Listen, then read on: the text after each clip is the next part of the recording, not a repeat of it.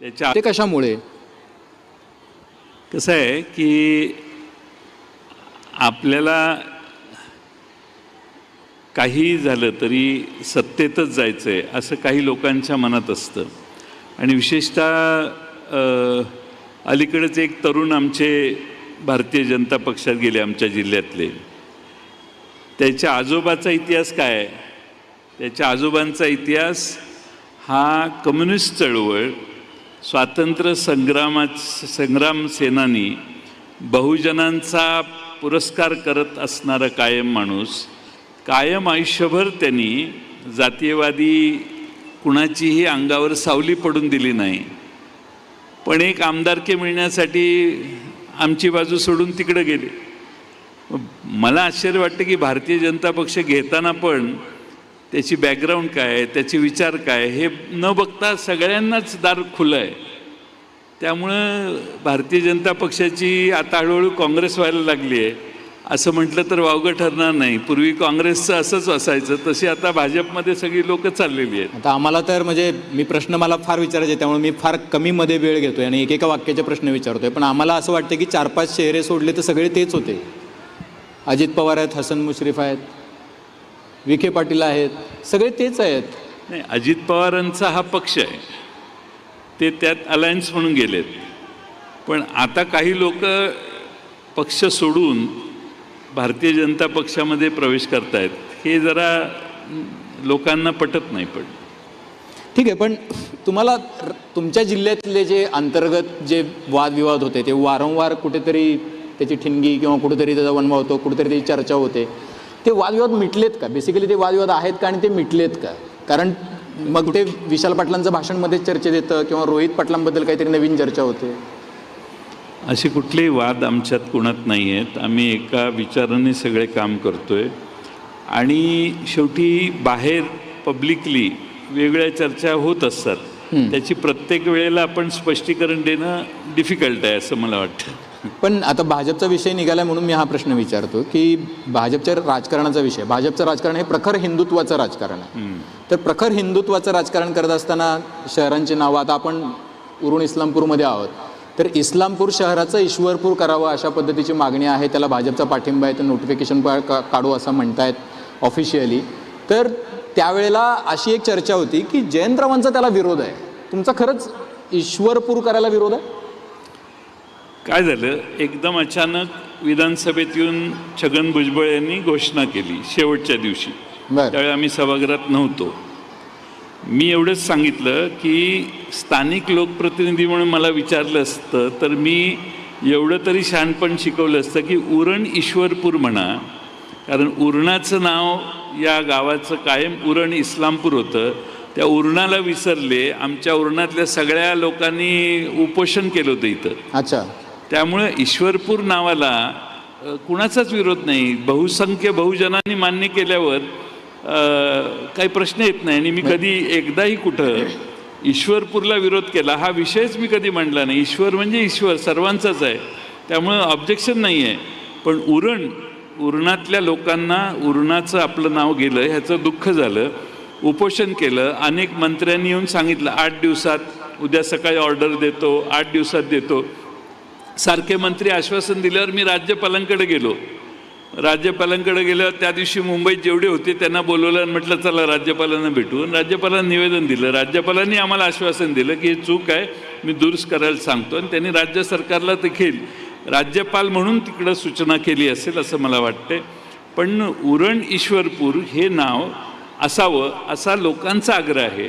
आणि विनाकारण लोकांना हे दाखवण्याचा प्रयत्न, म्हणजे ज्यांनी ईश्वरपूर नावाचं सूचना केली असेल त्यांनी ईश्वरपूर नावाच्या सूचनेला गावातल्यानं विचारायचं की नाही. ज्यांचा गावाशी संबंध नाही त्यांनीच त्याचं नाव बदलून आणलं, पण उरण राहिलं. ते उरण ईश्वरपूर या नावाचा आमचा आग्रह होता. म्हणजे तुमचा कुठल्याही पद्धतीनं ईश्वरपूर हे नाव ठेवण्यास विरोध नाही आहे? नाही. पसरवलं कोणी? आता काय, मी एखादं काम करून आणलं की मग दाखवलं पाहिजे ना की तुमचा याला विरोध होता तरी मी करून आणलं, असं आहे ते. एक वेगळा प्रश्न आहे आपला नाही, त्याला सुधारण्याचा प्रयत्न कशाला करायचा? असं कसं आहे बघा, असं आहे की राग आला आणि काही वेळेला वेदना पण असतात ना, म्हणजे काही वेळेला दुहेरी असते. संतापजनक दुःख हा त्याला शब्द आहे, मी थोडी भर घालतो.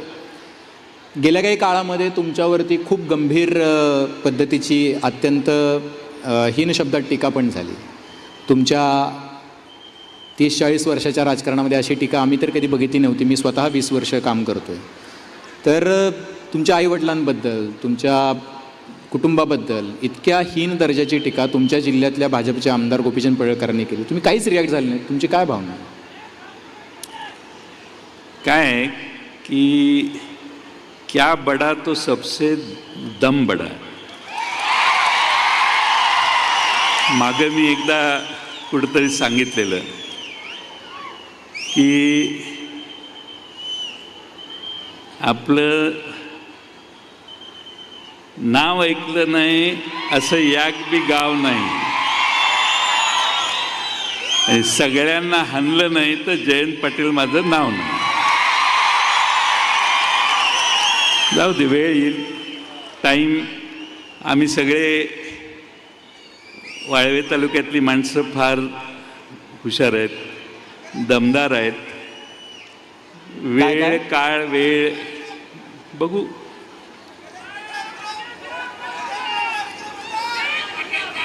ते करेक्ट कार्यक्रम वगैरे म्हणतात, करेक्ट कार्यक्रम वगैरे म्हणतात. तो तर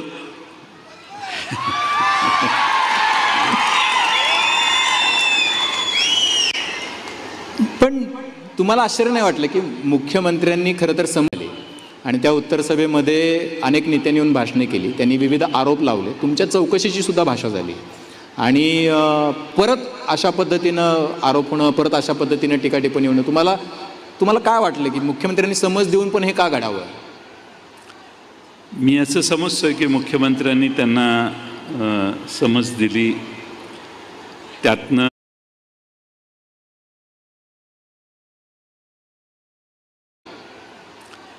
मी असं समजतोय की मुख्यमंत्र्यांनी त्यांना समज दिली, त्यातनं त्यांनी काय बोध घेतला मला कळलं नाही. आता सगळे मिळून सगळ्यांनी बऱ्याच गोष्टी केल्या, याची चौकशी, त्याची चौकशी, त्याची चौकशी. काय करा ना, काय प्रॉब्लेम नाही आपल्याला, नुसतं बोलू नका. त्यामुळं माझा प्रश्न असा आहे की तुम्ही सगळे एका जयंत पाटलांसाठी एकत्रित येता. प्रश्न काय, जयंत पाटलांच्या आईवडिलांच्याबद्दल कोणीतरी चुकीची भाषा वापरली तरी त्याच्या समर्थनासाठी आपण सभा घेतोय, हे मला वाटत नाही. मला आश्चर्य वाटलं की भारतीय जनता पक्ष असा विचार करू शकेल. आता आमच्या सभेतही 2-4 जणांनी इकडे तिकडे भाषणं केली, त्याचं समर्थन आम्ही कोणी करत नाही. त्यामुळं ठीक आहे, आता तो प्रश्न बाजूला गेलेला आहे. पण आमच्या भागातल्या जनतेच्या भावना फार मोठ्या दुखावलेल्या आहेत. सांगली जिल्ह्यातल्या आणि या भागातल्या लोकांची प्रतिक्रिया फार वेगळी आहे आणि हे जाणून बुजून केलं जातं आहे असं लोकांची खात्री झालेली आहे. आता येणाऱ्या निवडणुकांमध्ये आमची इस्लामपूरकर, आष्टेकर, सांगली जिल्हा सगळ्या निवडणुकांमध्ये त्याची प्रचिती येऊन देईल असा मला विश्वास आहे. आणि निवडणुकीतून उत्तर देणं हेच त्याला योग्य उपाय आहे. इंटरेस्टिंग आहे, म्हणजे बघायला लागेल भविष्यातलं राजकारण पण सांगली जिल्ह्यातलं फार इंटरेस्टिंग झालं आहे आत्ताचं, या क्षणाचं सुद्धा. खरं तर माझ्या क्रमातला दुसरा प्रश्न होता पण मी हा विचारून घेतो.